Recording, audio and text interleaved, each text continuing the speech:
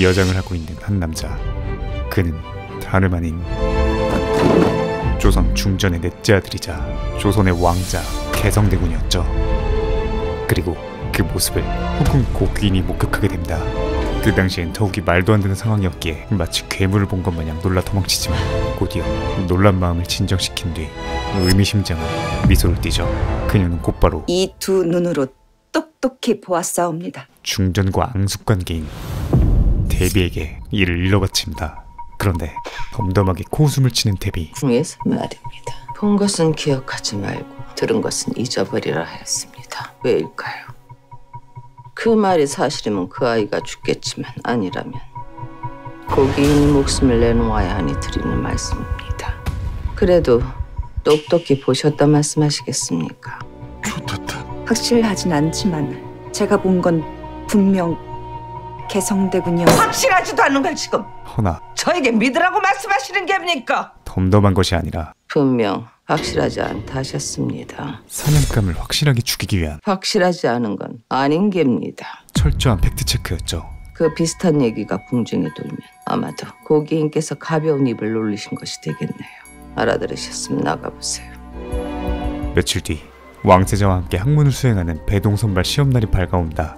모든 왕자들이 참가하며 모든 후궁들이 그들의 가는 길을 보필하지만 중전은 혈어걸로 또다시 의식을 잃는 왕세자를 보살피기 바빴죠. 병증이 더욱더 악화되고 있어옵니다. 세자의 상태는 점점 안 좋아지고 있는 상태. 마마, 게다가 저하께서 미중하시다는 소문이 궁중에 돌고 있사옵니다. 조각만 빠졌는데도 그리한단 말이냐. 계속해서 모습을 보이지 않는 세자에 대한 흉흉한 소문이 국내에 퍼지기 시작합니다. 치료에 전념해야 그나마도 호전될 것이옵니다. 결국 세자의 모든 일정을 중단하거라. 중전은 치료가 우선이라 판단하고 같은 시간 대망의 배동시험이 시작됩니다. 오늘의 시제를 공개하라. 그 첫 번째 문제는 윗너비가 육자 사치, 산학계몽과 상명상법, 즉 수학이었죠.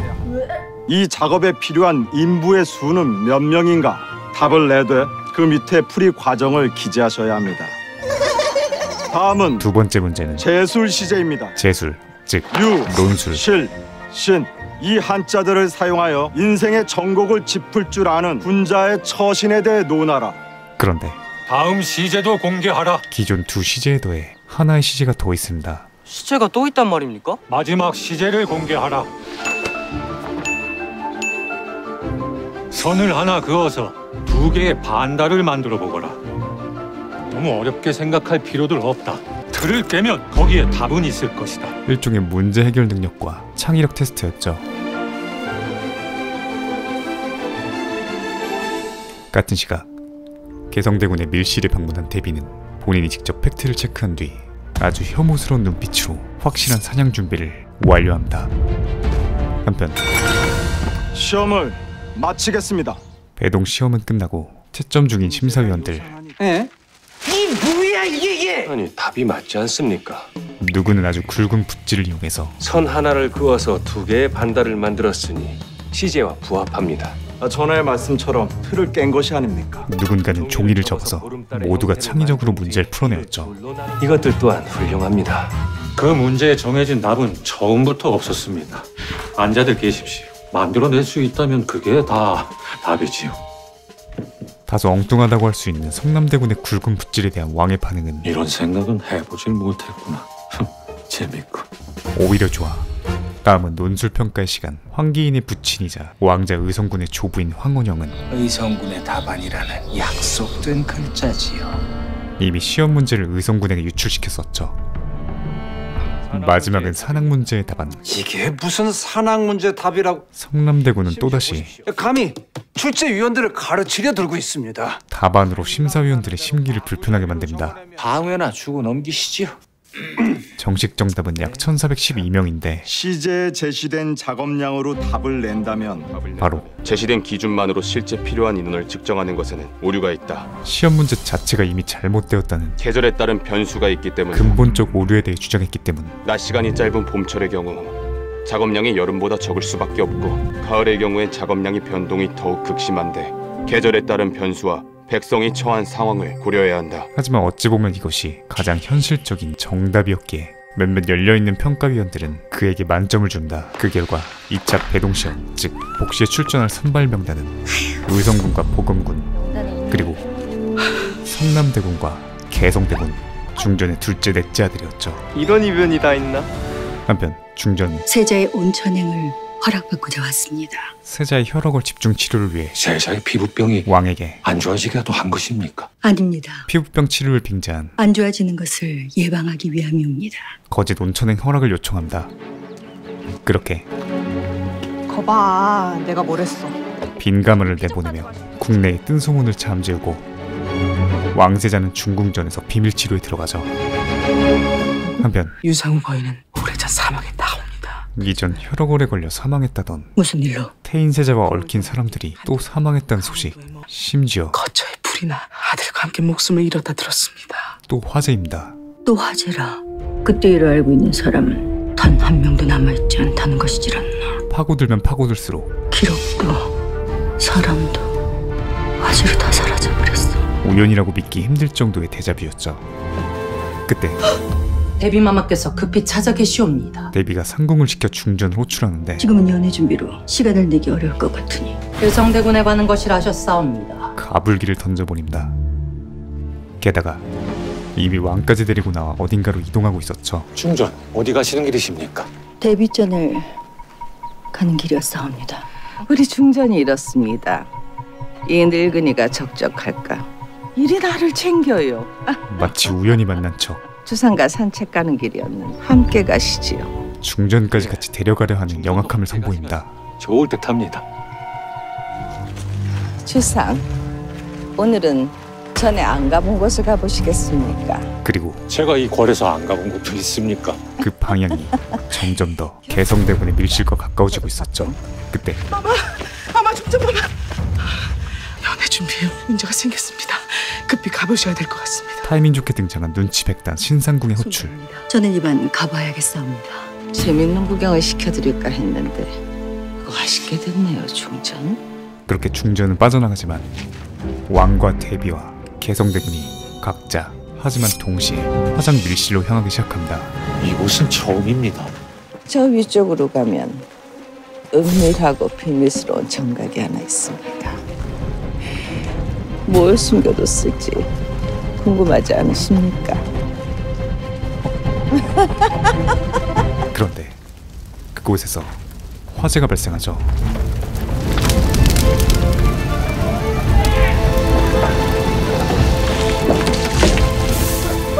미리 빠져나간 눈치 58,000단, 중전이 선수를 친 것이었습니다.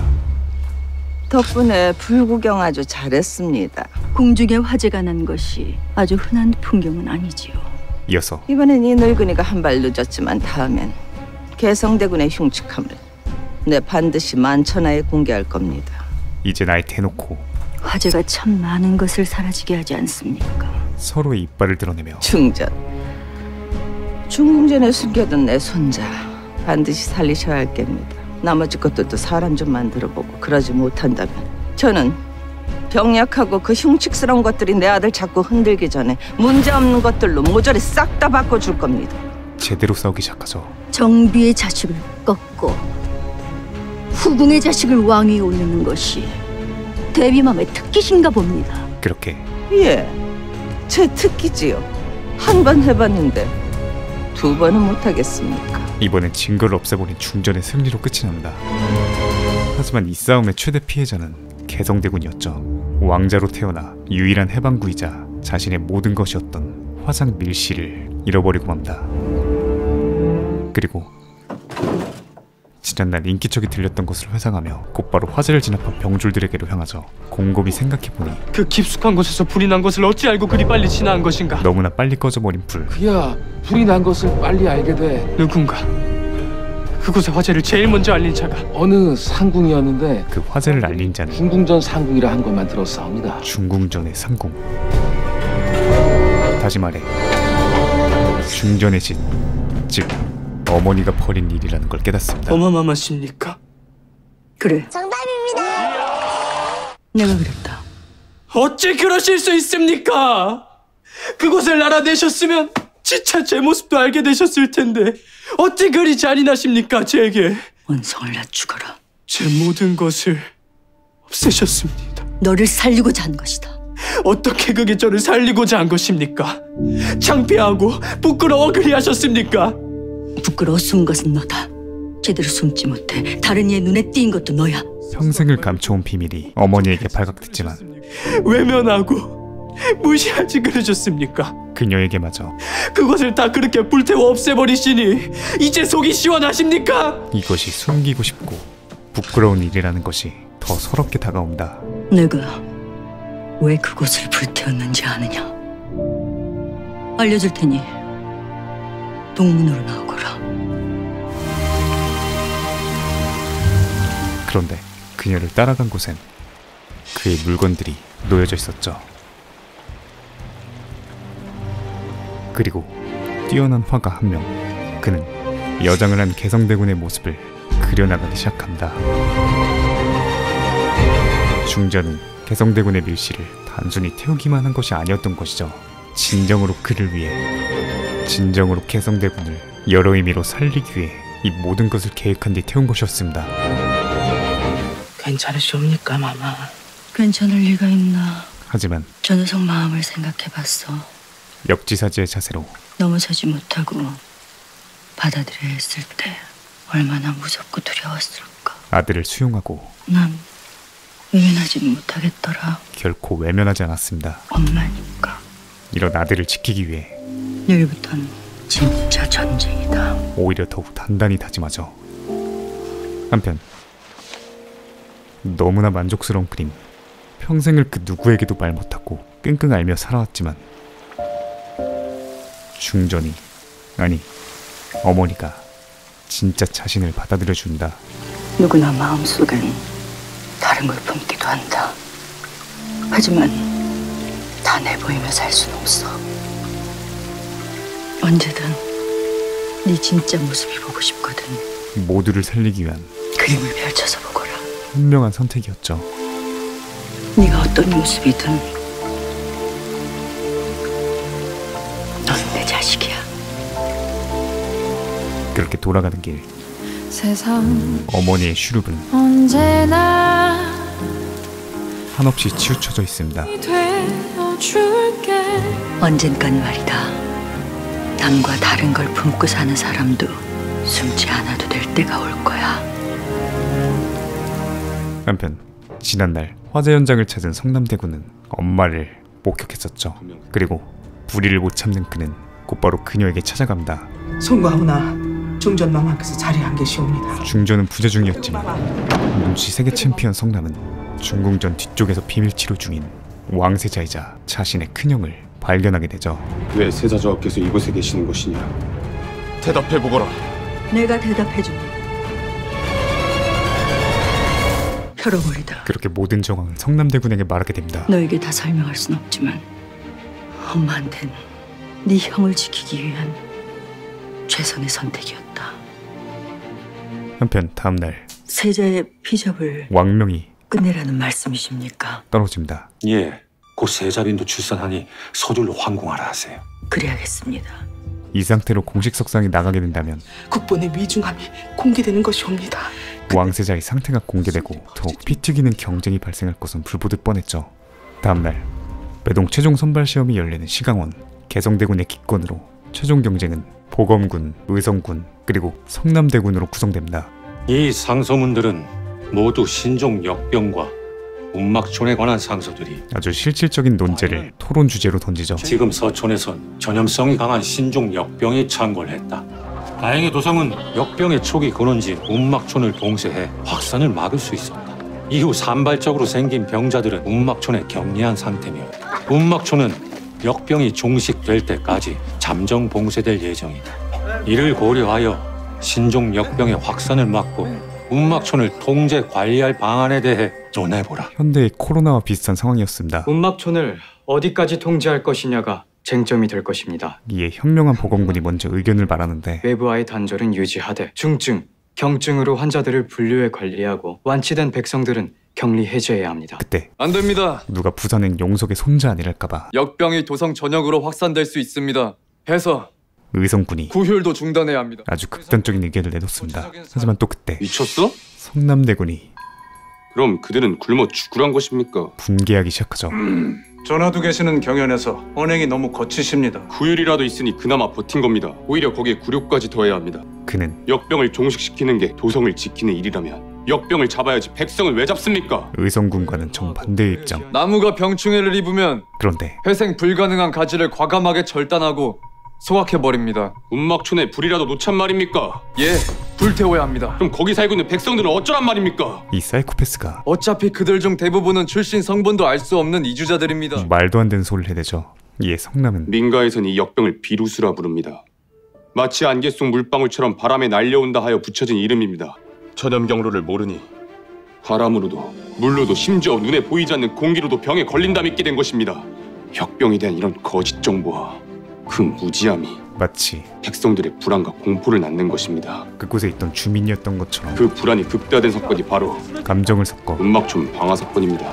그들을 대변한다. 저것을 싹 다 태워버리면 비루스도 다 타서 없어지는 거 아닙니까? 그 불안과 공포가 운막촌에 대한 혐오와 차별로도 표출되고 있습니다. 역병과 무관한 사람들에게까지 무차별적인 폭력이 가해지고 있습니다. 병의 실체를 제대로 알지 못하는 그 두려움이 그들을 그렇게 만든 것입니다. 병의 확산을 막는 것도 필요하지만 이 병을 정확히 알아야 합니다. 역병이 창궐할 때마다 백성들을 불태워 죽일 생각이 아니라면 불효와 함께 역학조사를 병행해야 합니다. 그래야지만 이 혼란과 불안을 막을 수 있을 것입니다.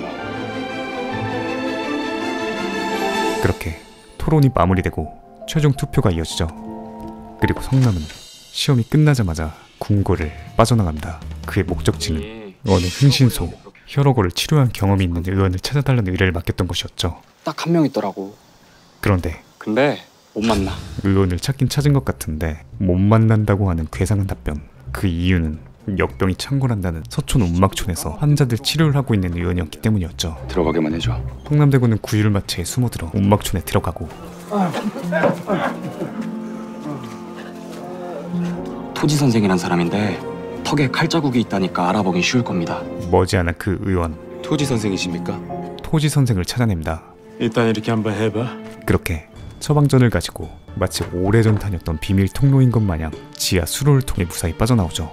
이어서 바로 형을 치료 중인 권위관에게 처방전대로 받아온 약재를 건네지만 저밖에 민가의 방법을 쓸 수는 없사옵니다. 검증되지 않는 치료법을 왕세자에게 사용할 수는 없었습니다. 뭐라도 시도해봐야지. 그때 무슨 일이야? 중전이 나타나고 충전마마, 이미 소인은 주상전하의 눈을 피해 저하를 치료하는 것만으로도 목숨이 위태롭사옵니다. 하온데 외부에서 들여온 처방과 약재를 썼다가 잘못되기라도 하는 날엔 결단을 무슨 일이 생긴다면 중전의 자리를 걸고서라도 내가 책임질 것이다. 내리죠.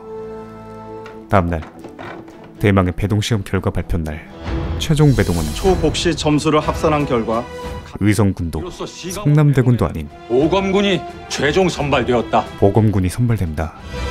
5일 뒤 왕세자의 아내 빈궁의 출산일이 다가오지만 여전히 의식이 없는 왕세자.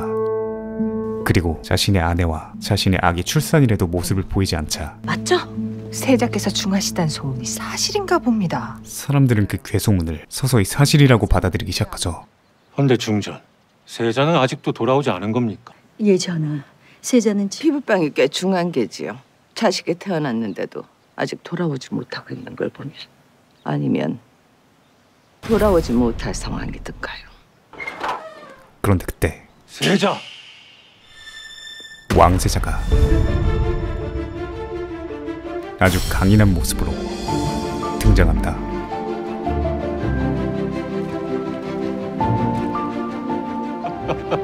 온양이 아주 좋았나 보구나. 이 아비가 보기엔 우리 세자가 더 건강해진 것 같다. 좀 전까지 죽어가던 사람이라고는 절대 상상도 못할 정도로 원기를 회복한 모습이었죠. 마마, 그리고 저 치료법을 쓴 뒤로는 나을지 의식을 잃으신 적이 없질 않사옵니까? 확실히 병마가 물러나고 있는 듯하옵니다. 자네 보기에도 그렇지? 예. 신상공, 오늘 간만에 애들 한번 소집해봐. 중전의 기분은 오늘 다 같이 밥이나 먹자. 날아갈 듯합니다. 그날 저녁 아주 오랜만에 건강과 원기 회복에 이만한 것이 없다. 온 가족과 함께 식사를 하죠. 못들 하고 있어. 어서 들거라. 오랜만에 찾아온 아주 화목한 분위기. 이것도 좀 먹거라. 좋아하는 것이야 뭐. 그때 엄마, 안녕하십니까? 그래. 너도 좀 먹거라. 전 불고기 안 좋아합니다. 아 그래. 얘다 좀 먹거라. 잡채도 안 좋아합니다. 솥밥부터 들어보거라. 전복도 안 좋아합니다. 중전에게 살해당하기 직전 그냥 먹어. 성남이 목숨을 구해주죠. 건강한 아들의 얼굴만 보아도 너무나 행복합니다. 다음날 무릇 천하와 국가를 다스리는 데는 새 배동과의 첫 수업날, 대신들을 공경하며 아주 현명한 두 왕자들이 현명한 사람을 존경해야 합니다. 자랑스러운 티키타카를 이어갑니다. 그런데 그때 안색이 급변하던 세자가 픽토를 하기 시작하죠.